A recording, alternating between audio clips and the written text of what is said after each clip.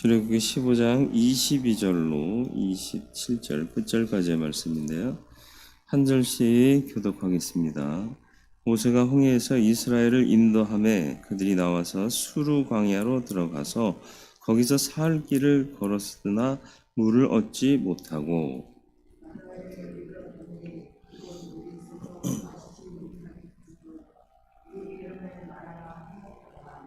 백성이 모세에게 원망하여 이르되 우리가 무엇을 마실까 하매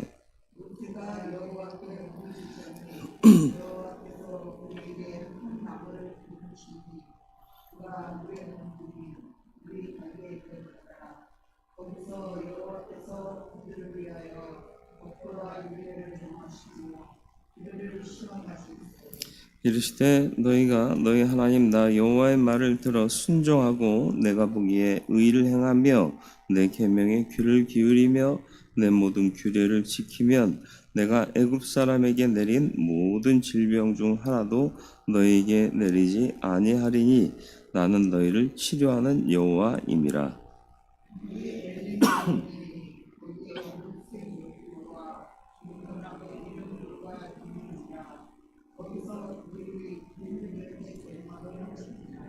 아멘. 홍해를 건넌 지 사흘 만에 일어난 사건이죠. 홍해가 갈라지고 마른 땅을 건너고 애굽의 군대는 수장당하고 승리의 노래를 부르고 하나님의 은혜를 찬송하던 사람들이었는데 사흘 길 동안 마실 물이 없었어요. 물을 미리 준비한 것도 아니고 그 많은 사람들이 마실 물이 없게 된 상황을 우리가 쉽게 상상을 못하는 거예요. 이게 심각하거든요. 사람은 사흘 굶어도 그나마 살 수 있는데 사흘 물을 못 마시면 문제가 되지. 물론 준비해간 물이 전혀 없지는 않았을 거예요. 근데 사흘 길을 가는 동안 그 물이 떨어졌다라는 거죠. 물을 찾지 못했다. 수르 광야에 이르렀는데 샘을 못 찾은 거예요. 그리고 또 다시 옮겨 가다가 이 마라라는 곳에서 물을 발견해요. 먹으려고 했더니 쓴물이에요. 쓴물이라는 게 마실 수 없다라는 뜻이고요. 먹는 날에는 또 설사구토 일어나서 이제 심한 경우는 목숨까지도 잃게 되는 거죠. 그러니까 원망이 일어납니다. 원망의 내용이 뭘 먹어야 되냐, 뭘 마셔야 되느냐. 그런데 이들의 원망이 너무 급하다, 너무 빠르다. 은혜에 감격하던 때가 사흘 전인데 물 없다고 이제 원망하는 것이 사실 모세를 원망하는 건 곧 그를 사용하시는 하나님을 원망하는 거거든요. 모세가 그들을 인도했다고요? 아니요, 하나님이 인도해내신 거잖아요. 농담 비슷한 얘기에 그런 거 있잖아요. 누가 여리고성을 무너뜨렸느냐? 네. 제가 안 그랬습니다. 모세가 한 게 아니라 하나님이 하신 거예요. 우리는 사람에게 모든 것들을 초점 맞추고 있는데 마찬가지예요. 오늘날 벌어지는 우리들 가운데의 역사도 하나님이 하시고자 하는 일들을 어떤 형태로든지 이루어 가시는 거거든요. 근데 너무 이들의 원망이 급하고 빨랐다. 왜? 잊어먹기 때문에 그래요. 참 사람이 이스라엘 사람이나 우리나라 사람이나 은혜는 물에 새기고 원수는 돌에 새긴다. 이런 삶의 방식이 보편화되어 있는 것 같아요. 사흘 전에 엄청난 하나님의 역사를 보고 찬송하고 기뻐하고 마치 하나님이면 우리가 다 살 수 있다. 이런 고백을 했던 사람들이 그 사랑과 은혜를 모조리 잃어버린 채로 원망, 불평하고 있죠. 잊어버렸기 때문에 은혜를 왜 잊고 살죠? 사람이 이제 자꾸 눈에 안 보이니까 눈에 보이는 것만 보고 판단하다 보니까 이 믿음이 뭐냐? 눈에 보이는 것들로 판단하는 게 아니라 보이지 않는 하나님을 보면서 판단하며 살아가는 게 믿음인 거예요. 그러니까 믿지 않는 자나 믿는 자나 다르지 않다면 심각한 문제인데, 다르지 않게 만드는 게 똑같이 상황을 보고 판단한다는 거예요. 그들이 좋다 하면 우리도 좋잖아요. 그들이 싫은 거면 우리도 대부분 싫잖아요. 아니요, 그들이 싫다 해도 하나님의 뜻이 있느냐 없느냐를 우리는 먼저 물어서, 그냥 하나님의 뜻이 있는 거라면 우리는 기뻐해야 되는 거죠. 그게 다른 거예요. 그들이 아무리 좋다고 해도 여기 하나님 뜻 없습니다 그러면 거기는 안 좋은 거죠. 건망증, 믿음의 건망증, 인생의 건망증 극복하고 하나님을 기억하며 하나님을 염두에 두며 살아갈 수 있는 사람이 돼야 이런 어리석은 실수 안 하고 살 수 있다라는 거예요. 근데 여전히 우리는 오늘도 내일도 이 어리석은 실수를 거듭하지 않게 될까 두려운 거죠. 두 번째는 뭐예요? 조급하기 때문에 그래요. 아직 하나님의 역사가 끝났나요? 진짜 물이 없어서 죽어나간 사람이 있다고 기록하고 있나요? 아니요, 아직까지는 힘들지만 죽지 않았어요. 그리고 하나님이 늘 말씀드리지만 이들을 왜 애굽 땅에서 인도해 내셨죠? 살리시려고요. 젖과 꿀이 흐르는 풍성함을 허락해 주시기 위해서 부르신 거거든요. 끌어내신 거거든요. 우리를 구원하신 이유가 뭘까요? 퍼펙트한 천국에 들어가게 하시기 위해서예요. 가는 여정에 불편함이 있을 수 있어요. 부족함이 있을 수 있어요. 가는 여정이잖아요. 그럼 어떻게 할까요? 어렵고 힘들 때 어떻게 해야 돼요? 마음이 조급하면 보여야 할 것도 안 보인다고 제가 예전에 말씀드린 적 있지 않나요? 네? 급하게 나가려고 그러는데 차 키가 안 보여요. 평소에 놓던 데 놔뒀으면 좋겠는데 아마 어저께 들어오면서 내가 이제 이렇게 내려놨는데 어디다 놨는지 모르겠는데 도저히 찾아도 급해 죽겠는데 시간은 다 돼가는데 이런 경우 많잖아요. 근데 잊어버렸다 하고 생각했던 게 어느 날 이제 뭐 이렇게 책들 정리하다 보니까 눈에 딱 보이는 거예요. 조급하지 않으면 보여요. 근데 조급하니까 앞에 있는 것도 안 보이게 되는 거예요. 서두르고 덤비는 방정스러움, 이게 우리 안에 인생에 있지는 않은가. 너무 조급하게 결론 내리고 안 된다, 끝났다, 이런 얘기 얼마나 많이 해요. 제가 그래서 속담 얘기도 했잖아요. 오르지 못하려면 쳐다보지도 해보지도 않고 왜 결론 내느냐, 왜 앞서가느냐 라는 거죠. 시편 28편 16절. 그러므로 주 여호와께서 이같이 이르시되 보라 내가 한 돌을 시온에 두어 기초를 삼았노니 곧 시험한 돌이요 귀하고 견고한 기초돌이라 그것을 믿는 이는 다급하게 되지 아니하리로다. 시온, 하나님의 임재가 있는 성에 기초석을 두셨대요. 이게 뭐냐? 믿음의 기초를 두었다. 이 믿음이 있는 자들은 다급하게 되지 않을 것이다. 하나님도 아신 거죠. 네, 사람이 믿음의 기초가 없으면 다급해진다. 그래서 흔들리지 않는 반석이신 예수 그리스도를 우리에게 허락하신 거고요. 그분을 늘 생각하면 조급해지지 않아요.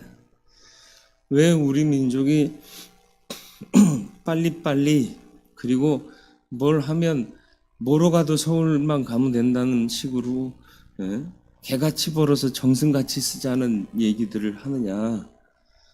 늘 이렇거든요. 잃고 살아왔어요. 역사를 보니까 600여 회의 란이 있었대요. 외란, 내란 다 합쳐서 600여 회 동안 전쟁을 치른 거예요. 싸움박질한 거예요. 그러니까 불안한 거예요, 사회가. 뭐라도 내 거 하나 쥐고 있어야 되고요. 이렇게 쥐고 있어야 안전한 거예요. 그게 이제 오랜 세월 동안 우리의 민족성이 되어버렸다라는 거죠. 여러분들이 젊은이들 볼 때 어떤 마음 드세요? 아유, 저것들이 어떻게 이런 생각 들 때가 더 많을 거예요. 근데 오히려 젊은이들에게 희망이 있는지 몰라요. 우리가 갖고 왔던 그런 인생의 조급증 같은 것들이 이 지금 젊은 세대에 의해서 조금씩 희석되고 있는 걸 봅니다. 오히려 그게 더 발전적인 거예요. 우리가 보기에는 우리의 틀 안에서 봤을 땐 어이구 저러고 살다가 밥이라도 먹겠나 싶고 야 저놈들한테 미래를 맡기면 뭐가 될까 하는데 그게 끊어지고 있는 거예요. 오히려 그들에게 미래가 있을 수 있어요. 어쨌든 백성들이 이렇게 까먹고 조급하고 그래서 원망할 때 모세는 뭐 했느냐? 기도했다는 거예요. 문제의 해결은요. 아무리 머리 싸고 있어봐야 나오질 않아요. 기도해야 되는 거죠. 왜 이들이 계속 불평만 했을까요? 하나님께 답을 구해야 되는데 지들끼리 상황을 판단하고 결론 내렸던 거예요. 오늘 우리도 그러고 있지는 않습니까? 하나님이 답이라고는 늘 배우고 이 말로는 그렇게 하면서 내가 머리 써가지고 결론 내고 있잖아요. 야 이렇게 되다가 우리 교회 어떻게 될 거야? 아니 하나님이 하실 건데 왜 네가 결론을 내리느냐는 거예요. 기도해서 하나님의 마음 내가 알게 해 주옵소서. 그리고 하나님이 역사하실 때 내가 무엇을 해야 될지 깨닫게 해 주옵소서. 그걸 기도해야지. 야 우리 교회가 이렇게 하면 되겠냐? 이렇게 돼야지. 왜 그런 인간적인 생각을 보편화시키려고 그러고 야 김집사 너 그러면 되겠냐? 야 내 말 좀 들어.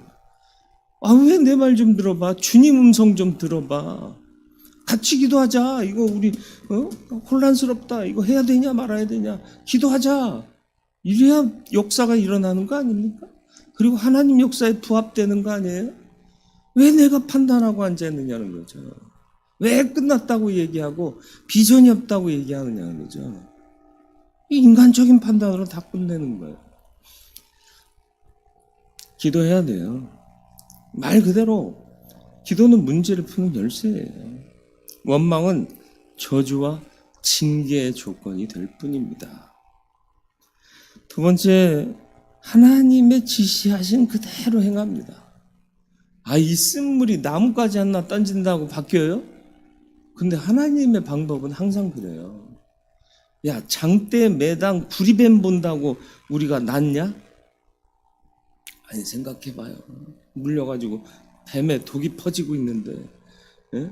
어떤 의학적 조치나 혈청 같은 거 맞아야 사는 거 아니에요? 근데 쳐다만 보래. 그런다고 사냐? 그런 놈들은 다 뒤졌어요. 아멘 하고 바라본 자들은 살았어요. 믿음은 그런 거예요. 논리적이냐 합리적이냐 우리 이렇게 따지잖아요. 그런 믿음이 아니라는 거예요. 하나님이 하라 하셨으니까 네 하겠습니다. 그럼 끝나는 거라니까요. 왜 한 나무를 지정하셨을까요?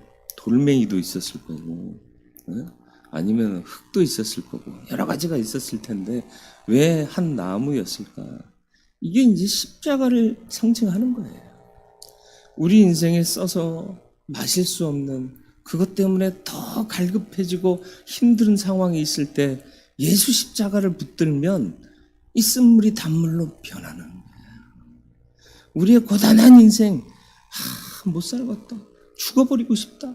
그럴 때 예수 십자가를 붙들면 새 삶에 대한 소망이 있고 이기는 삶을 결단하게 된다는 거예요. 이 나무의 성질이 뭐였을까요? 히노키? 아니요. 뽕나무? 아니요. 자작나무? 아니. 예수 그리스도의 십자가. 저와 여러분들이 쓴물 같은 인생이 고침받고 단물 같은 인생으로 변화되는 은혜를 경험할 수 있기를 주님의 이름으로 축원을 드립니다. 이게 하나님의 치유의 역사예요. 하나님께 이런 능력이 있구나. 이걸 깨닫게 하시기 위해서 그래서 앞으로 내가 법도와 율례 줄 텐데 너희들의 생각 판단대로 사는 게 아니라 내가 준 법도와 율례대로 지켜 살면 내가 질병을 고쳐주겠다. 쓴물을 단물로 고치신 하나님의 기적을 목격한 그들이 또 발행하여 엘림이라는 곳에 이르렀어요. 너무 아름다워요. 시원하게 솟아나는 샘물 12이나 있고요. 종려나무 70주가 어우러져 있는 오아시스인 거죠. 하나님께서 준비하신 복입니다.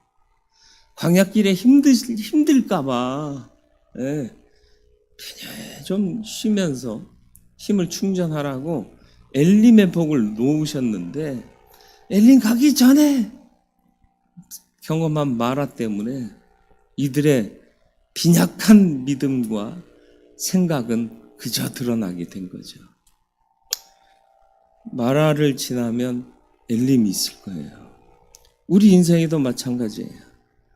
그런데 사흘길 동안 물이 없고 겨우 만난 게 마라다. 왜 하나님은 그렇게 하셨을까? 오늘 주신 교훈을 잊지 않고 믿음으로 살았으면 좋겠습니다. 까먹지 마세요. 그리고 성급해지지 마세요. 내가 판단하는 게 아니라 하나님이 판단하실 거고 하나님이 역사하십니다. 무엇보다도 우리가 어려움 만나면 기도해야 돼요. 말로만 기도합시다. 기도해야죠. 말로만 하지 말고 정말 다 하나님께 드리고 하나님의 뜻을 구하고 그리고 이런다고 되겠냐? 아니요. 하나님이 하신다면 돼요. 이런 믿음으로 살 수 있는 저와 여러분들이 될 때 마라를 극복하고 엘림의 평강의 복과 은혜의 복을 누릴 수 있는 성도의 삶을 살아가게 될 줄 믿습니다. 피곤한 인생길 이러면서 살지 말고 오 하나님 하며 감탄하며 살아갔으면 좋겠습니다. 그런 인생 우리들이 되기를 주님의 이름으로 축원을 드립니다. 거룩하고 자비로우신 아버지 하나님, 참 성도답게 살 수 있도록 우리를 권면하여 주시고 하나님 눈에 잊어버리는 어리석은 자 되지 말게 하시고 조급하게 먼저 판단해버리는 정말 어리석은 자 되지 말게 해 주옵소서. 하나님의 뜻을 구하고 또 그 뜻대로 순종할 수 있는 순전한 믿음 우리에게 주사 세상을 능히 이기고 하나님이 예비하신 은혜의 복, 생명의 복, 사랑의 복 누리며 살아갈 수 있는 우리들 되게 하여 주옵소서. 예수님의 이름으로 기도드리옵나이다.